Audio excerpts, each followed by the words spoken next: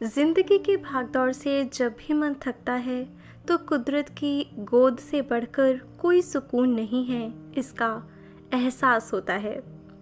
बड़े बड़े लेखक व कवि यूं ही नहीं अपनी रचनाओं में कुदरत का गुणगान करते।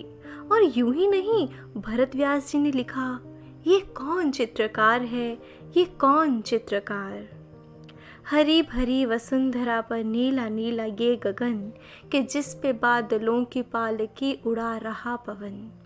दिशाएं देखो रंग भरी, दिशाएं देखो रंग भरी, चमक रही उमंग भरी, ये किसने फूल फूल से किया श्रृंगार है, ये कौन चित्रकार है, ये कौन चित्रकार। ये जादू है उस सबसे बड़े रचनाकार का जो लाखों करोड़ों चित्रकारों से भी ऊपर है। और आज मैं इस दुनिया के सबसे बड़े चित्रकार को यूं ही याद नहीं कर रही, अभी तो इसके पीछे कारण है। तो जब मैं अपनी रसहीन रोजमर्रा से ऊब गई तो एक दिन हमने पत्नी टॉप जाने का प्लान बनाया। शनिवार की सुबह जल्दी उठकर हमने पत्नी टॉप का रुख किया। भीतर काफ़ी उत्सुकता भी थी और रोमांच भी। न जाने क्यों मुझे पहाड़ों, जंगलों, नदियों, नालों का ख्याल ही तरंगित कर जाता है। और फिर हम एक ऐसी जगह देखने जा रहे थे जिसके बारे में दोस्तों से सुना तो बहुत था, पर वहाँ हम कभी गए नहीं थे। हम सुबह 8 बजे के करीब जम्मू से पत्नी टॉप के लिए रवाना हुए। जैसे जैसे हम शहर से दूर जा रहे थे, प्रतीत हो रहा था जैसे पूरी प्रकृति, पूरी कुदरत खुली बाहों से हमारा स्वागत कर रही हो। जम्मू से उधमपुर तक का सफ़र तो ठीक रहा, पर जैसे ही हमने उधमपुर पार किया तो ऐसा लगा जैसे कल्पना की दुनिया में हमने प्रवेश कर लिया हो। साफ सुथरी सड़कें, घने पेड़ों से ढके आसमान को छूते पहाड़ और रुई के समान फैले घने बादल। यानी अब तक जो फिल्मों में देखा था अब वह सामने दिख रहा था। पत्नी टॉप पहुंचते पहुंचते हमें 11 साढ़े 11 बज चुके थे। अब बादलों के साथ साथ सूर्य देव भी हमारे साथ चल रहे थे और देवदार के सुंदर पेड़, कैल के मनमोहक वृक्ष जैसे नज़ारे को और भी खुशनुमा बना रहे थे। बादल, बारिश, देवदार के हरे भरे पेड़ और पहाड़ों की सरपदार सड़कें और ठंडी हवाएं, यह सब मन को सुकून पहुंचाने के लिए काफ़ी था। दोस्तों, पत्नी टॉप जम्मू के रामबन ज़िले में स्थित एक हिल स्टेशन है जो कि बड़े बड़े मैदानों, जिनको मीडोज़ कहा जाता है, अपनी प्राकृतिक सुंदरता, सुहावने मौसम के लिए मशहूर है। यहाँ पहुँचते ही बाईं ओर नत्था टॉप की ओर जाने का और दाईं ओर पत्नी टॉप की ओर जाने का रास्ता है। और बिल्कुल सामने की ओर एक साइन बोर्ड हमें नज़र आता है जिस पर पडोरा चौक, नाग टेम्पल, रोपवे और चिल्ड्रंस पार्क इत्यादि पर्यटक स्थलों की जानकारी दी गई है। पत्नी टॉप में वैसे तो कई होटल्स, रेस्टोरेंट्स व हट्स हैं, लेकिन इनमें से अधिकतर होटल्स JKTDC के तहत आने वाले एल्पाइन होटल के हैं। तो हम भी करीब 12 बजे पूछते पूछते पहुँचे होटल एल्पाइन में। जिस कमरे में हम ठहरे वो अपने आप में बेहद खूबसूरत था। कमरे की खिड़की से बाहर का दृश्य बड़ा ही मनमोहक था। प्रकृति के बीचों बीच ऊंचे ऊंचे पेड़ व उनके दूसरी ओर घुमावदार सड़क का दृश्य मन में ठहराव, शांति व सुकून का अनुभव करवा रहे थे। प्रकृति मानो ब्लैक होल की भांति एंग्जाइटी, रोजमर्रा की भाग दौड़ को चूस कर हमें फिर से जीवन से भर देती है। शायद इसीलिए कुदरत को, प्रकृति को माँ का स्थान दिया गया है। कमरे की खिड़की के बाहर का नज़ारा देखने का भी वक्त नहीं था, क्योंकि अभी तो पेट में चूहों ने उधम मचा रखा था। तो हम अपना सामान कमरे में रख हाथ मुंह धोकर चल दिए होटल एल्पाइन की पहली मंजिल की ओर, जहां पर गर्मा गर्म चाय और परांठे हमारा इंतज़ार कर रहे थे। होटल एल्पाइन की भव्यता का क्या कहना। इसकी पहली मंजिल पर बनी रेस्टोरेंट की छत शानदार लकड़ी से बनी है जिस पर बहुत ही खूबसूरत नक्काशी की गई है। तो चाय नाश्ते के बाद हम चल पड़े देखने यहाँ के खूबसूरत स्थल। हम सबसे पहले पत्नी टॉप का एरियल व्यू देखने पहुँचे होटल स्काई व्यू रोपवे में सवार होकर। बादलों से ढकी सड़कों से होते हुए हम पहुंचे होटल स्काई व्यू के रोपवे स्थल पर। यहाँ हमने 2 टिकट्स ली। मौसम ने भी अपना सुहावना रूप दिखाया और देखते ही देखते धुंध व बादलों ने हमें घेर लिया। तो जैसे ही हम उस उड़न खटोले में बैठे, हल्की बूंदाबांदी भी शुरू हो गई और प्रकृति एकदम नहाई धोई सी प्रतीत होने लगी।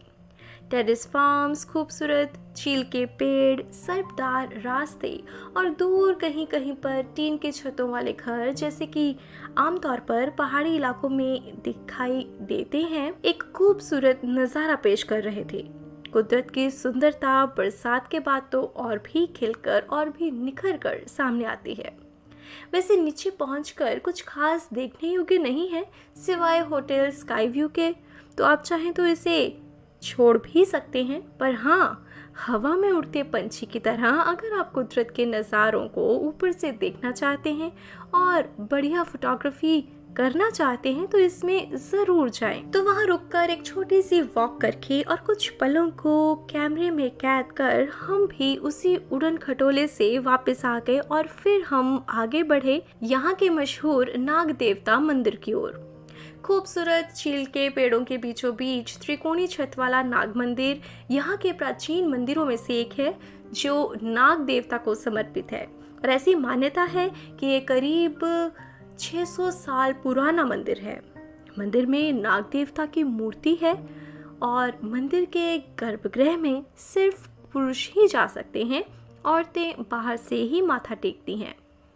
मंदिर परिसर का वातावरण बेहद पवित्र व शांत है। अब इसके साथ ही एक नए मंदिर का निर्माण कार्य भी तेजी से चल रहा है। वाकई कुछ जगहें ऐसी होती हैं जहां पहुंचकर सुकून मिलता है। नाग मंदिर उन्हीं चुनिंदा जगहों में से एक है। पर मंदिर के बाहर कुछ स्थानीय व्यापारी आपको परेशान कर सकते हैं जो कि झींगू बेचने का दावा करते हैं। आपको बता दें कि बुलबुल के बच्चे को झींगू कहा जाता है, लेकिन वो लोग सचमुच में झींगू यानी बुलबुल के बच्चे को नहीं बल्कि एक खास किस्म की रजाई जिसको बेचने के लिए पर्यटकों के पीछे ही पड़ जाते हैं, जो ठीक बात नहीं। तो हम भी उत्सुकतावश चल पड़े देखने झींगू को। मतलब हम तो बुलबुल के बच्चे को देखने गए थे, पर वहां जाकर पता चला कि ये झींगू तो रजाई निकली। तो आप यहाँ तक आए और अपने लिए या घर के लिए खरीदारी न की तो मन को तसल्ली नहीं होती। तो हमने भी वहाँ की एक दुकान का रुख किया और बेटे के खेलने के लिए लकड़ी की गाड़ी व घर के सजावट के लिए लकड़ी व पीतल से बना हंसों का एक जोड़ा लिया। और इतने में ही वहाँ बारिश शुरू हो जाती है। हमने वहाँ बैठकर चाय व मैगी का आनंद लिया और बारिश थमने का इंतजार किया। पर बारिश थी कि थमने का नाम ही नहीं ले रही थी। तो हमने इसी बीच उठकर वहाँ से चलने का मन बनाया और चल पड़े पटनी टॉप के मशहूर पडोरा चौक की तरफ। रास्ते में हर तरफ धुंध व चीड़ के ऊंचे पेड़ों के मध्य से होते हुए कुछ फोटोग्राफी करते हुए हम आगे बढ़ रहे थे। मेरा रोमांच और भी ज्यादा बढ़ गया जब एक जगह हमने सचमुच अपने आप को बादलों के ऊपर पाया। ये किसी सपने से कम न था। सड़क के उस पार पेड़ों से परे घने बादलों का झुरमुट वाकई रोमांचित कर रहा था। घूमते घुमाते अब थोड़ी सी थकान होने लगी और हमने कुछ खाने का मन बनाया। तो चलते चलते हम पहुंच गए बॉम्बे कैफे, जो हमारे होटल अल्पाइन के पास ही था।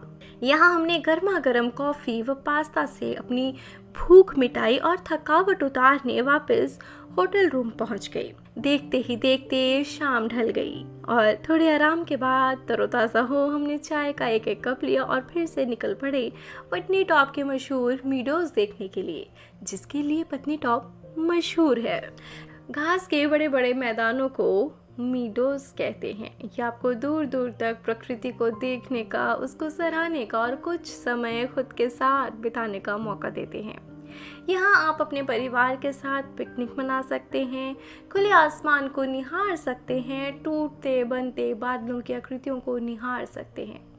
बस एक चादर बिछाइए और परिवार के संग, खुद के संग कुछ लम्हे बिताइए। यही वो समय होता है जिसकी आशा में हम अपने घरों से दूर रोज़मर्रा के जीवन से भागकर पहाड़ों में आते हैं, शांति और सुकून की तलाश में, या यूं कहें कि खुद को रिचार्ज करने के लिए। जिस मीडो में हम गए वहाँ पर लोग अपने अपने ढंग से एंजॉय कर रहे थे। कुछ क्रिकेट खेल रहे थे, कुछ बैडमिंटन, और कुछ लोग बस यूं ही बैठे थे प्रकृति का दीदार करने। इसके पश्चात हमने वापस पडोरा चौक का रुख किया और वहाँ डिनर कर अपने होटल पहुंच गए। फिर अगली सुबह जल्दी उठकर नहा धोकर हमने कुछ और पर्यटन स्थलों की ओर बढ़ने का फैसला किया और करीब 9:30 बजे हम निकल पड़े नत्था टॉप की तरफ, जो पत्नीटॉप से लगभग 14 किलोमीटर दूर है। नत्था टॉप तक पहुंचने का सफ़र भी बेहद खूबसूरत है। हरे भरे पहाड़ व चीड़ के पेड़ भी हमारे साथ साथ चल रहे थे। जैसे जैसे हम ऊंचाई की ओर बढ़ रहे थे, मौसम और भी ठंडा होता जा रहा था और बादल मानो हमें गले लगाने आगे बढ़ रहे हों। नत्था टॉप से लगभग 6-7 किलोमीटर की दूरी पर स्थित है सनासर झील। हम जैसे ही नत्था टॉप पहुंचे, हमने सनासर झील जाने का प्लान बनाया। झील तक पहुंचने का मार्ग थोड़ा थका देने वाला है। वहां तक पहुंचने वाली सड़क का कार्य अभी निर्माणाधीन है, तो हम पथरीले रास्तों से होते हुए बचते बचाते आखिरकार सनासर झील तक पहुंच ही गए, जहां पर आसपास हट्स बनी थीं। बच्चों के लिए झूले व बैठने के लिए बेंच भी मौजूद थे। झील के आसपास का पूरा इलाका खुले मैदान की तरह है और तेज धूप के चलते हम यहाँ थोड़ी ही देर रुक सके। लेकिन झील के आसपास का सौंदर्य मन को भा जाने वाला है। मन तो बहुत था कि हम यहाँ रुकें और कुदरत का दीदार करें, पर जो धूप थी, सूर्य देव थे, वो कह रहे थे कि जल्दी जल्दी से आपको यहाँ की खूबसूरती को निहारना है और वापसी का रुख करना है। लेकिन झील के आसपास का सौंदर्य मन को भा जाने वाला है। बड़ी बड़ी जड़ें और शाखाएं एक दूसरे के साथ यूं उलझी नजर आती हैं, जैसे सभी ने एक दूसरे को पकड़ रखा है, गले लगा रखा है।